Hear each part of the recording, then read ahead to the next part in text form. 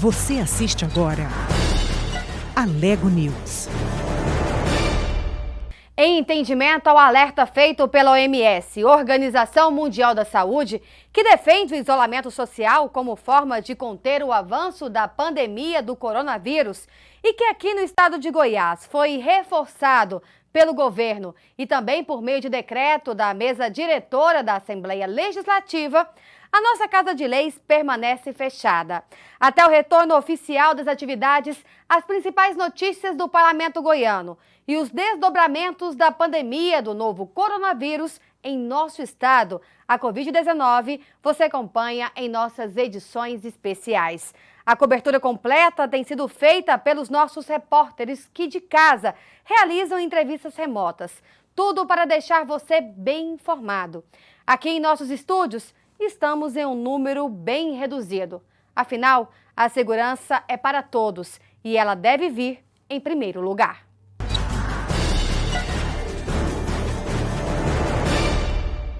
A Assembleia Legislativa retoma sessões ordinárias de forma remota. Infectologista chama a atenção sobre a forma assertiva que o Estado tem se posicionado mediante a pandemia. E na dica de hoje de quarentena, veja como as crianças podem ser inseridas em uma ação bacana. Afinal, a Páscoa está chegando. O Alego News Especial está começando.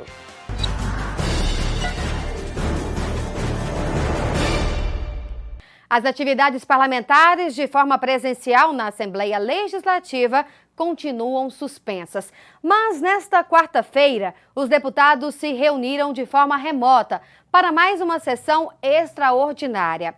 Em pauta, a apreciação e votação de matérias direcionadas ao combate desta pandemia no Estado. Murilo Santos. Foram quase 4 horas de trabalhos parlamentares, via remota, é claro. Nesta quarta-feira, 8 de abril, a sessão foi conduzida aqui pelo presidente da Casa, deputado Lissauer Vieira, com uma novidade. Foi uma sessão remota, mas foi presidida aqui, do plenário Getulino Arteaga. Me parece que ficou até mais apropriado, criou-se até o clima de parlamento mesmo, não é, presidente? Perfeitamente. Eu acho que nós estamos, como eu falei anteriormente, todos os deputados estão se ambientando, familiarizando com esse novo sistema e ao mesmo tempo também se adaptando com essa realidade, né? E é uma realidade que nós estamos vivendo. Eu acho que todos os parlamentares conseguiram entender essa necessidade de nós fazermos sessão remota e nesse momento termos o distanciamento social que o mundo inteiro nos exige hoje por conta dessa pandemia, e a gente tem trabalhado incansavelmente para aprovarmos matérias importantes do governo do estado e também matérias de parlamentares. Nessa sessão, por exemplo, foram aprovados os estados de calamidade pública, né, de vários municípios goianos e a estadualização aí de pelo menos 4 hospitais, né? Exato, foram 4 hospitais, Lusiânia, São Luís dos Montes Belos, Formosa e Jataí, e também aprovamos várias matérias de calamidade pública, decreto de calamidade pública dos municípios do estado de Goiás. Provavelmente na semana que vem nós teremos mais decretos de calamidade pública e também aprovamos algumas matérias de origem do parlamento. Eu acho que o momento ele é um momento de muita dificuldade, mas nós precisamos usar a criatividade e deliberarmos matérias importantes para o estado de Goiás. O senhor esperava um dia comandar um parlamento de forma remota? É histórico, né? Mas eu acho que nós estamos nos adaptando e está ficando aí um legado muito bom para as próximas legislaturas, até mesmo agora, para a gente aperfeiçoar cada vez mais esse sistema e termos condição de fazer votações remotas. É uma experiência bastante positiva, né? Uma experiência bastante interessante para todos nós e tem dado muito certo aqui no Parlamento Goiano, e o Brasil também está usando esse tipo de votação para deliberar matérias, tanto no Congresso Nacional, como as Assembleias Legislativas e câmaras municipais. Muito obrigado, presidente. Obrigado, um abraço a todos os telespectadores. Agora nós vamos falar sobre um assunto que tem gerado polêmica, desde a sinalização do governo estadual para a adoção de medidas que podem ser adotadas mediante o atual cenário do estado. Entre essas ações, o corte de salários de servidores durante a pandemia. Cid Ramos. Olá, Patrícia. Um grande abraço a você que está acompanhando a programação da TV Alego. Esta situação de isolamento social e de suspensão da maioria das atividades econômicas criou uma situação de desconforto para empregados e patrões. Ninguém sabe o que vai acontecer daqui a 1, 2, 3 meses. Tanto que o governo federal editou no dia 1º passado uma medida provisória que autoriza a redução salarial com a consequente redução de jornada de trabalho nos níveis de 25%, 50% e 70%, dependendo de cada caso. Na iniciativa privada, esta redução salarial será compensada com o pagamento pelo governo do seguro-desemprego para os servidores que tiverem o salário reduzido. Mas e a situação dos servidores públicos? Por enquanto, não se tinha tocado nesse assunto. Na segunda-feira passada, o governador de Goiás, Ronaldo Caiado, participando do programa Roda Viva da TV Cultura, falou pela primeira vez sobre esta possibilidade. Ele, inclusive, disse que já está conversando com os poderes legislativo e judiciário para ter um corte no salário dos servidores. Vamos ouvir o que ele disse lá no programa da TV Cultura. Nós estamos discutindo aqui já o corte salarial, um corte na estrutura de Estado.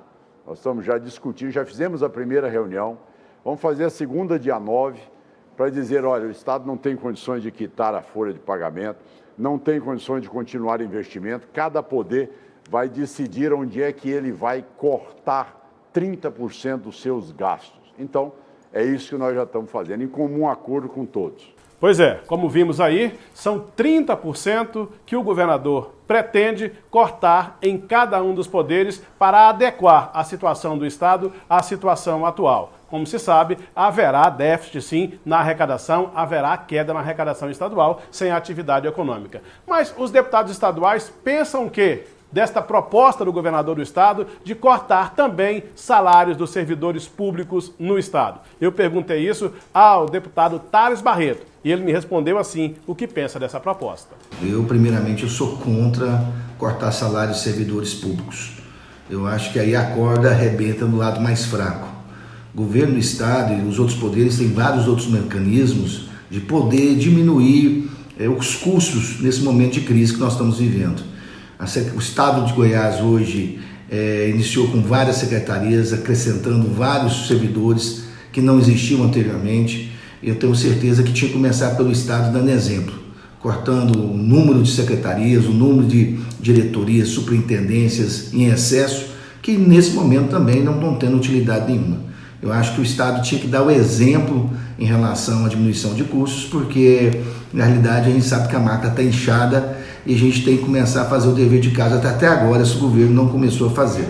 Então eu sou totalmente contra e nós temos que buscar mecanismos diferentes para poder acertar as contas públicas, mas não cortando o salário do servidor público.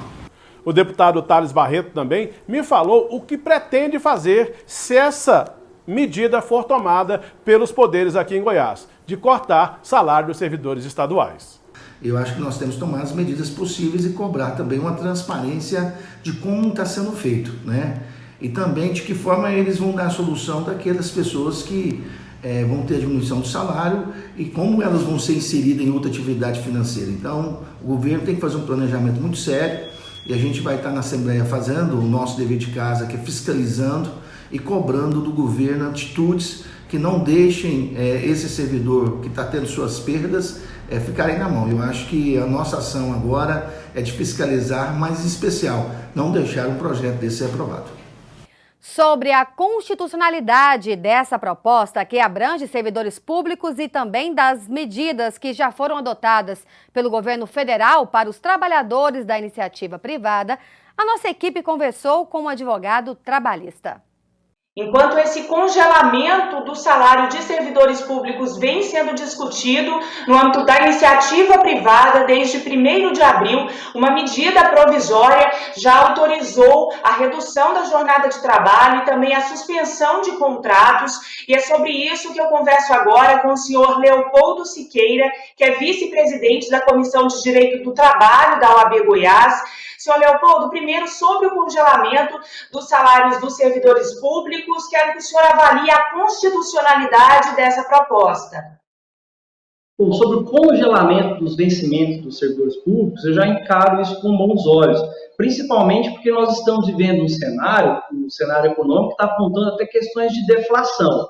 O que não pode é que a primeira medida que o ministro Paulo Guedes demonstrou seria a redução de 25% dos vencimentos. Isso está impregnado de inconstitucionalidade, tanto é que o interesse do ministro Paulo Guedes era de fazer uma PEC, de uma emenda à Constituição, né? E isso é um mecanismo legislativo muito mais complexo, isso já foi, de certa forma, descartado. Mas com relação à possibilidade de manutenção e não evolução dos vencimentos, isso a gente encara com um cenário de constitucionalidade, principalmente por conta do momento caótico que nós vivemos. Bom, e com relação à medida provisória, senhor Leopoldo, número 936, que eu citei há pouco, né, da relação de trabalho da iniciativa privada, como é que esses trabalhadores podem ser afetados? Primeiramente, era uma medida que a gente já esperava, pelo fato de que o governo já tinha feito algumas medidas, por exemplo, como o Corona Voucher, que era para um grupo específico de trabalhadores autônomos, e a gente já esperava essa medida com relação aos empregados seletistas. A MP 936, ela basicamente traz três situações: a possibilidade de redução da jornada de trabalho e redução proporcional do salário, a suspensão do contrato de trabalho e o BEPER, que é o benefício emergencial de preservação do emprego e renda. Ou seja, o governo criou uma situação na qual ele viu que todo o cenário é um cenário de prejuízo. Ele criou um bolo e está tentando repartir esse prejuízo entre governo federal, entre empresário e trabalhador. No caso, ele traz a possibilidade da redução da jornada de trabalho de 25%, 50% ou 70%.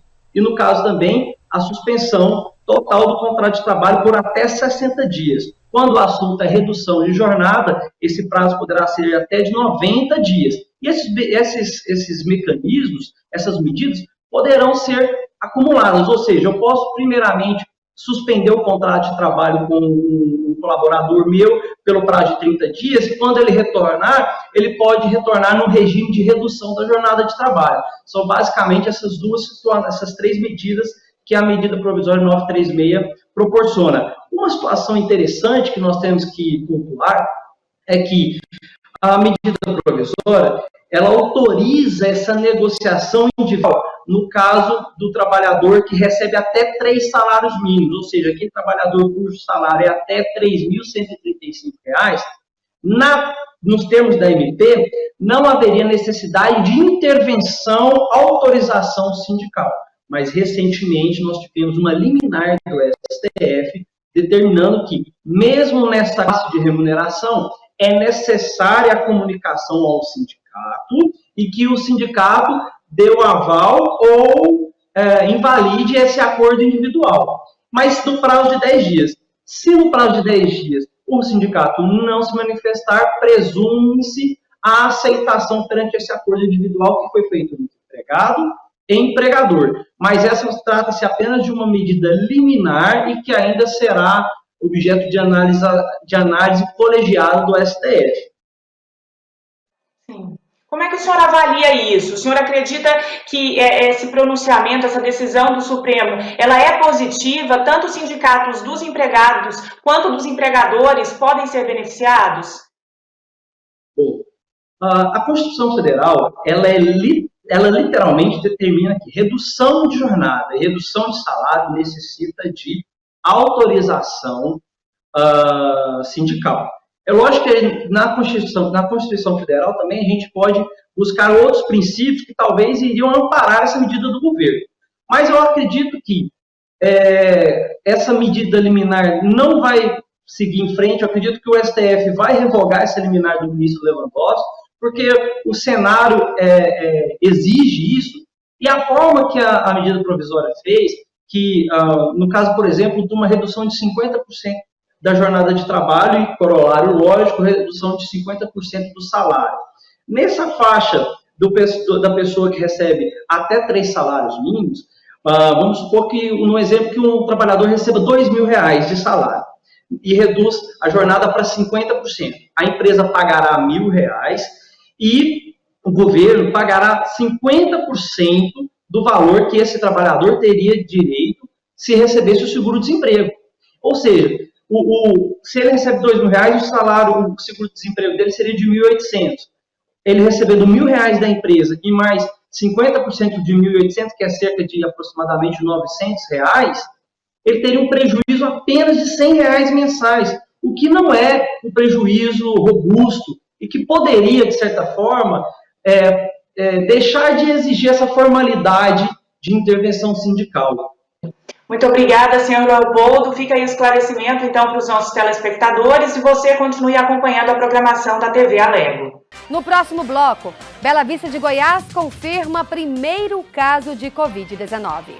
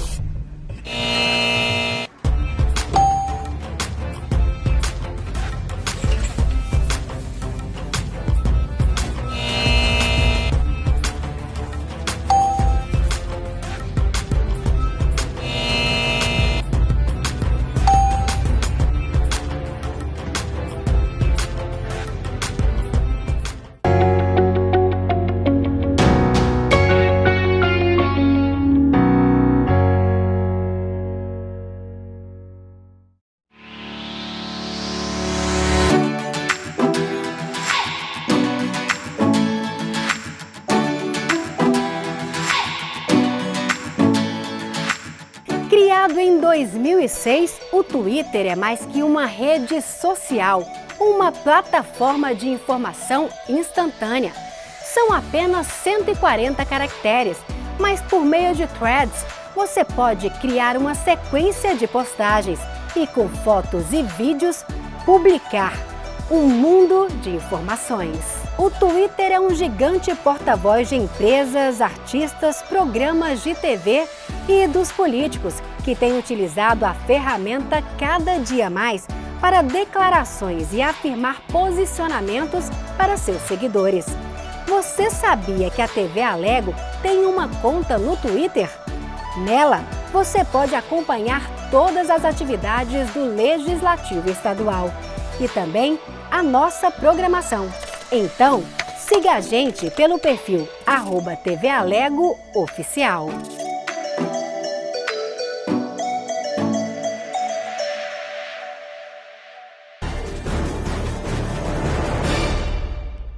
O Alego News Especial está de volta. Com a confirmação do primeiro caso de Covid-19 em Bela Vista de Goiás, a prefeita Nárcia Kelly se pronunciou para falar das medidas tomadas para conter o avanço do coronavírus no município. Nós confirmamos o primeiro caso de coronavírus em Bela Vista de Goiás. E como prefeita, eu estou aqui para garantir a toda a população belavistense, a todo o povo goiano e a quem tiver interesse. Em Bela Vista de Goiás, o coronavírus é tratado com responsabilidade. Desde o primeiro momento, nós montamos um gabinete de crise, nós temos investido nos nossos profissionais da saúde, nós equipamos as nossas equipes com EPIs necessárias. Inclusive, essa semana eu autorizei a compra de mais de R$600 mil em equipamentos de proteção individual. Nós também aumentamos a equipe de limpeza nas unidades de saúde e temos nos reunido constantemente para tratar de soluções para essa pandemia em Bela Vista de Goiás.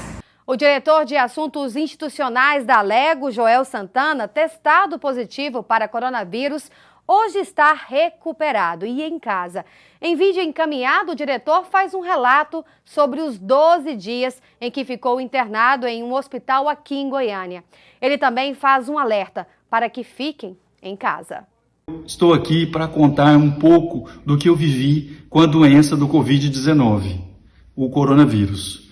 Eu fui um dos primeiros pacientes em o estado de Goiás em que adquiri o vírus do coronavírus e fui para a UTI do Hospital Anis Rassi. Passei 5 dias na UTI do Hospital Anis Rassi e depois mais 7 dias no apartamento do hospital. Fiquei todos 12 dias no total e quero dizer para vocês que foi uma experiência dura, difícil, o medo da doença por ser uma doença nova, também a insegurança de você ir para a UTI, não saber o que vai acontecer dentro da UTI, porque o ambiente da UTI também é um ambiente onde você, apesar de estar isolado, você fica vendo também o que está acontecendo, você escuta algumas coisas e o diagnóstico do coronavírus não era um diagnóstico conhecido, a gente não sabia, eu tinha falta de ar, fui com febre para a UTI, graças a Deus consegui superar a UTI, depois o apartamento por mais 7 dias, onde fiquei isolado também, e contar também um pouco da experiência,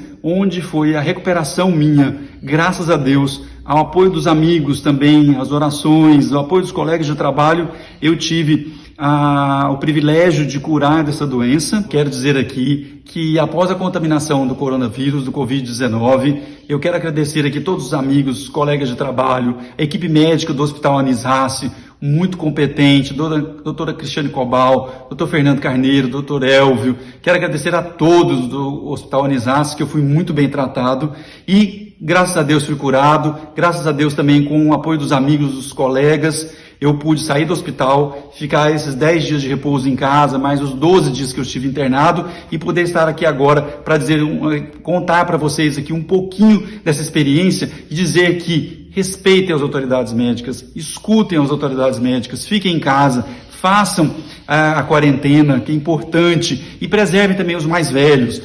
Vamos agora para os números atualizados da Covid-19 em nosso estado, com a repórter Bruna Mastrella. Sobe para 8 o número de mortes causadas pelo coronavírus em Goiás. 2 homens estão entre as vítimas mais recentes. Um senhor de 72 anos de Goiandira e outro de 96 anos que vivia em Pires do Rio. Segundo o último balanço divulgado pela Secretaria Estadual de Saúde, há outras 6 mortes suspeitas que seguem investigação no estado. E até agora, há 159 casos confirmados de Covid-19 em Goiás e mais de 3.100 notificações suspeitas que aguardam resultado de exames. Nesta quarta-feira, o IPASGO anunciou a criação de 94 leitos exclusivos para o tratamento de pacientes com Covid-19. Por enquanto, todas essas vagas estão sendo ofertadas apenas em hospitais de Goiânia. Outro destaque desta quarta-feira é o anúncio do governador do estado sobre a possibilidade de flexibilização do decreto de quarentena a partir do próximo dia 19 de abril, data em que se completa um mês de isolamento social obrigatório no estado. Para que isso ocorra, no entanto, é preciso que o governo estadual consiga ampliar o número de leitos e de unidades de saúde disponíveis para tratar pessoas infectadas pela doença, conforme diretrizes emitidas pela Organização Mundial de Saúde. Patrícia. Goiás tem conseguido bons resultados no enfrentamento ao novo coronavírus, mas isolamento deve continuar em abril. Confira a entrevista com o médico infectologista, Dr. Boaventura Braz. Sobre esse assunto, eu converso agora com o médico infectologista Boaventura Braz. Doutor Boaventura, muito obrigada por nos conceder essa entrevista. Voltando para os números que eu mencionei agora há pouco, são precisamente 134 casos confirmados da doença no estado e mais de 2.900 notificações suspeitas que ainda aguardam o resultado de exames.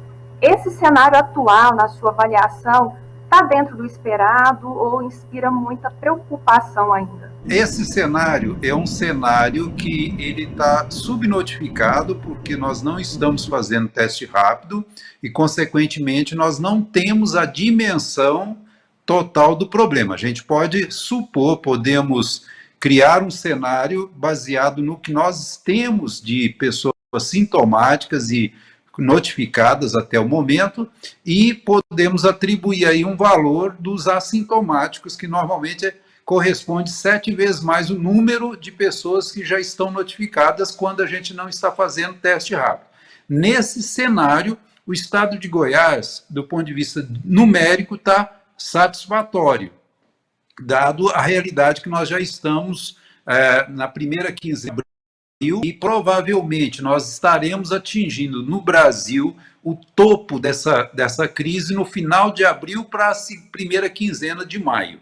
né? Então, dentro do cenário brasileiro, dentro do que nós estamos assistindo no Brasil, a situação de Goiás é uma situação confortável do ponto de vista de números. Porém, nós precisamos acelerar testes rápidos para a gente ter um cenário mais real na mão.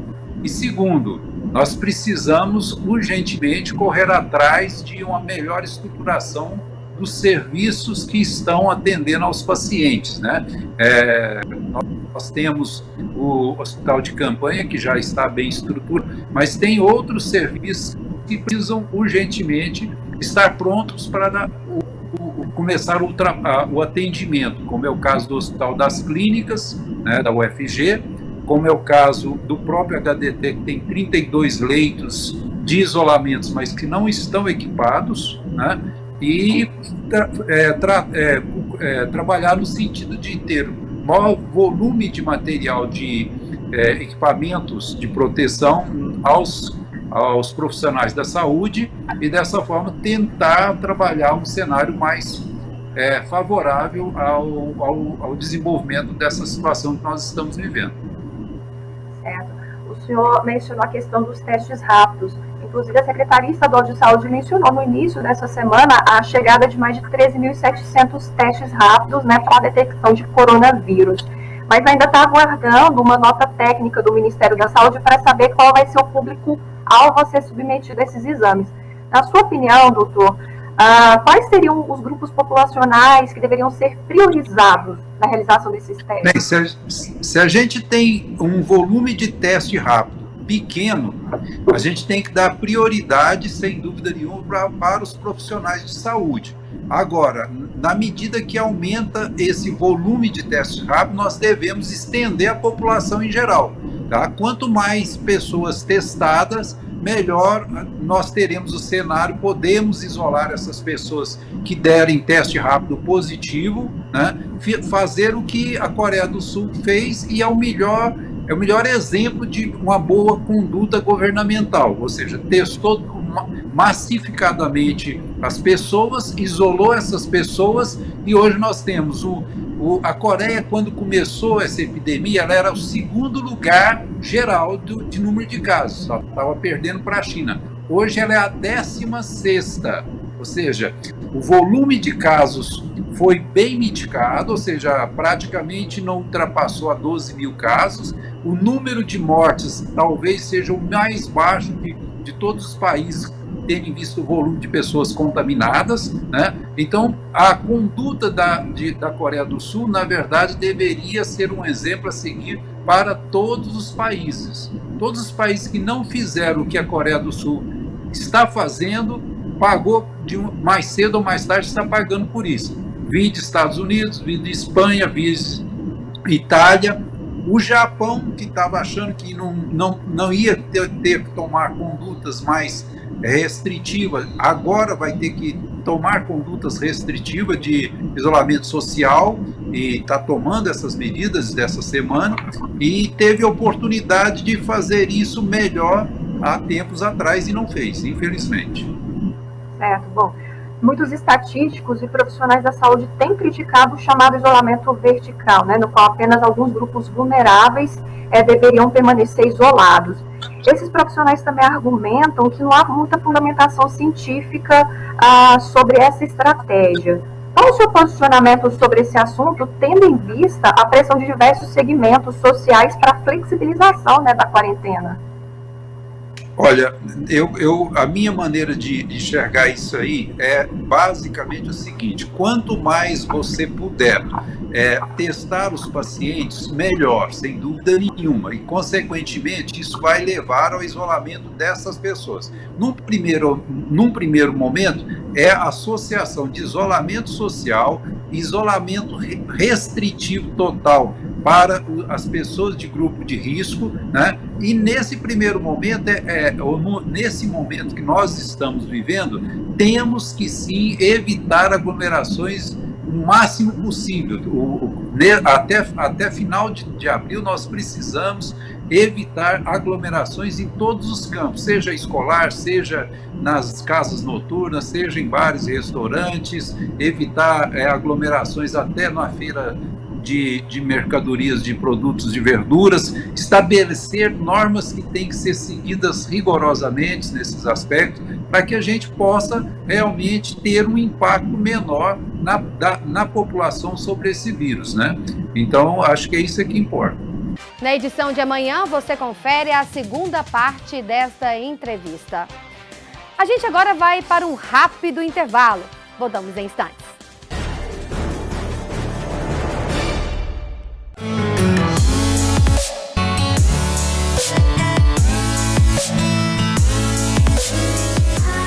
Uma das redes sociais mais usadas no momento, o Instagram, está com tudo. Todo mundo dá aquela olhada, alguns comentam, compartilham e acompanham os stories e dá aquela famosa curtida. A TV Alego, atenta a essas tecnologias, também aderiu e tem o seu próprio perfil oficial. Aqui você encontra as principais notícias do dia a dia do Parlamento Goiano, bastidores e vídeos com prévias de programas especiais que vão fazer parte da programação da nossa TV Alego. Tudo para deixar você sempre bem informado. Afinal, a casa é sua.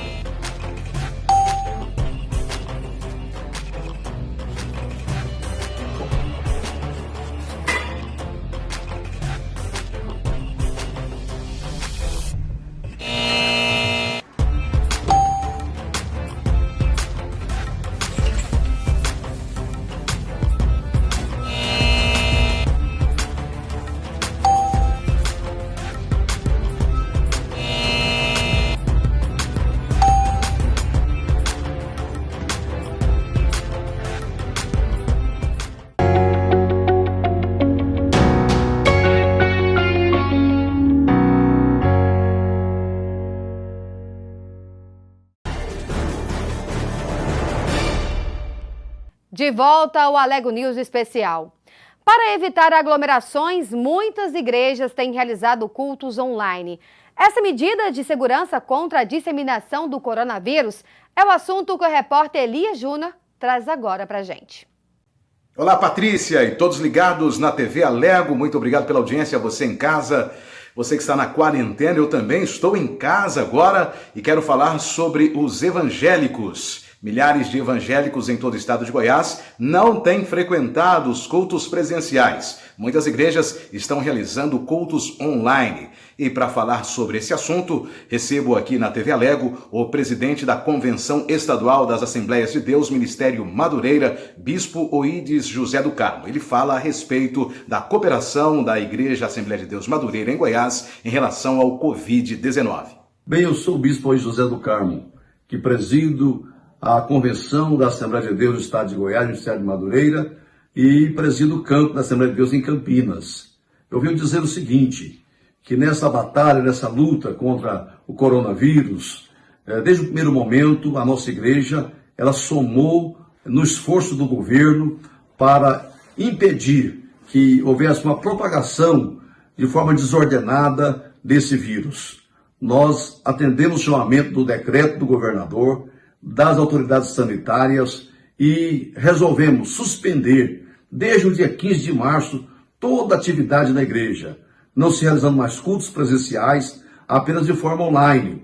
Então a igreja, os evangélicos de uma forma geral, têm ido para um sacrifício muito grande, porque o forte da nossa igreja, nosso ministério, é a comunhão, é a vida comunitária, são os cultos, mas entendendo a gravidade do problema que o mundo vive, que o Brasil vive, que Goiânia está vivendo, que Goiás vive, então nós estamos dando a nossa parcela de colaboração como cidadãos entendendo isso. Temos prejuízo sim como toda a sociedade está tendo prejuízo.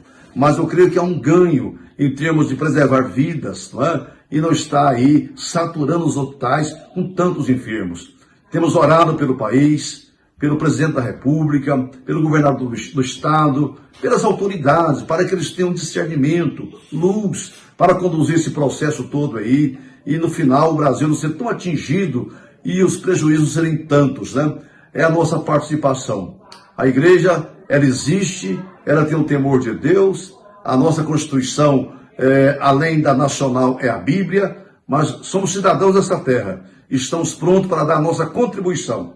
Só vamos reabrir os templos no momento certo, quando houver uma liberação da parte das autoridades sanitárias. Estamos crendo que o decreto do governador encerra agora dia 4, e se não houver uma prorrogação, claro que todos voltaremos ao templo já no dia 5, né, de abril. É isso aí, Patrícia, e poderemos voltar a qualquer momento na programação da TV Alego.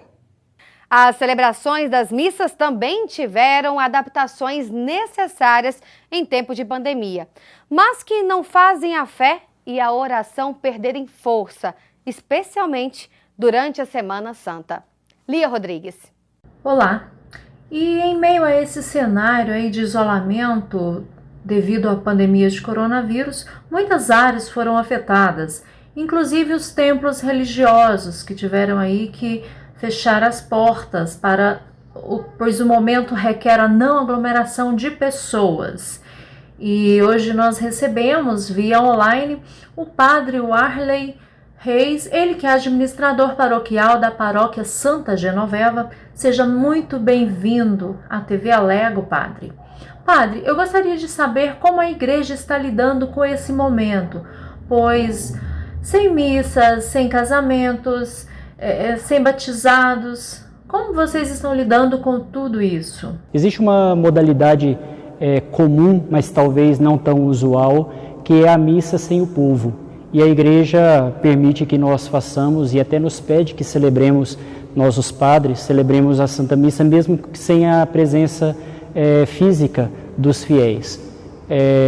A graça da Santa Missa, ela alcança a vida das pessoas, e por isso celebrar sem o povo tem a mesma eficácia que celebrar com o povo. As pessoas, para participar da Santa Missa, nós temos nos esforçado, nós os padres temos nos esforçado bastante para a transmissão pelas redes sociais, pelos meios de comunicação que nós temos disponíveis para nós, para que essa palavra chegue também às pessoas que nos acompanham, que nos assistem nesse tempo de isolamento social. Como estamos entrando na Semana Santa, para este ano já definiram um roteiro de como serão ministradas as celebrações? A nossa Semana Santa, ela se propõe, cumprindo ainda essa agenda que nos foi passado pelo Ministério da Saúde, pelo governo, né, e com as orientações do nosso bispo e dos seus bispos auxiliares, nós então nos propusemos a continuar celebrando a Santa Missa durante a Semana Santa. Quanto aos outros sacramentos, a administração da unção dos enfermos está sendo feita para os casos mais graves, os casamentos e batizados por hora estão suspensos até que nós possamos realizar as celebrações públicas, e a celebração da confissão também respeitando os distanciamentos adequados. Nós estamos atendendo as pessoas que nos procuram, mas com as devidas observâncias daquilo que é necessário para a realização de tudo isso. E hoje a nossa dica de quarentena é um tutorial de como fazer seu ovo de Páscoa em casa, mas com a participação, melhor dizendo, com a ajuda da garotada. Quem mandou essa dica pra gente foi a Elisa Magalhães, empreendedora desse ramo, que neste período de distanciamento social faz a entrega de encomendas por serviços de delivery. Manda seu recado aí, Elisa. Hoje eu vou trazer uma receitinha de ovos de colher aqui para vocês fazerem com as crianças. É muito simples, muito fácil, vocês podem fazer com produtos que tem em casa. Assim vocês envolvem as crianças em atividades e fica divertido para todo mundo. Nós vamos precisar de uma panela grossa, 3 colheres de leite em pó, pode ser a marca que você tiver na sua casa, 395 gramas de leite condensado, 2 colheres de sopa de margarina e ali atrás 200 gramas de creme de leite. A gente vai pegar todos os ingredientes, misturar na panela e depois levar ao fogo.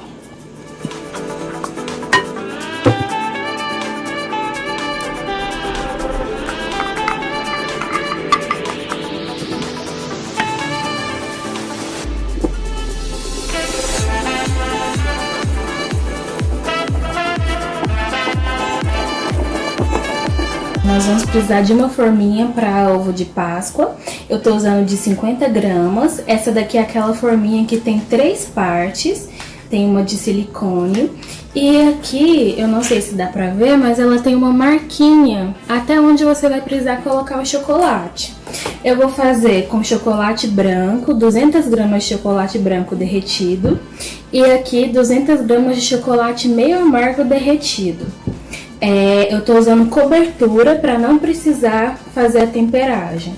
Então o processo é bem simples, olha só. A gente pega a forminha, coloca o chocolate nela, até a marquinha que tiver.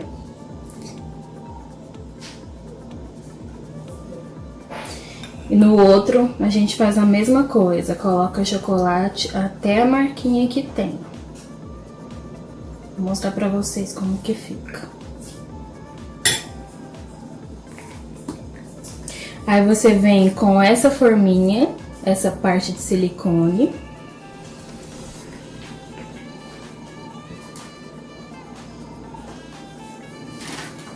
E fecha a sua forminha, ó. É muito simples de fazer, você vai dar uma apertadinha até o chocolate chegar nelas, tá vendo? Aqui que eu falei é essa marquinha. E aí, feito isso, a gente vai colocar esse daqui na geladeira. Lembram do nosso recheio? Você pega um pouquinho com a colher. E para rechear, é bom o auxílio de 2 colheres. Então, vamos lá.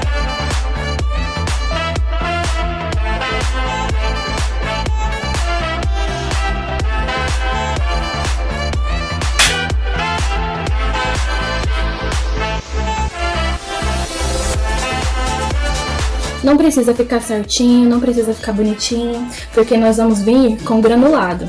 Eu tenho esse granulado colorido e também tenho esse daqui, de chocolate. Nós vamos usar para esse primeiro o de chocolate. Fica uma gracinha e é muito simples de fazer. Depois você tira o excesso e pronto, vai ficar assim. No final os nossos ovinhos ficam assim. Tem com casquinha preta, branca, e você pode usar a sua criatividade e colocar também as crianças para ir fazendo junto com vocês.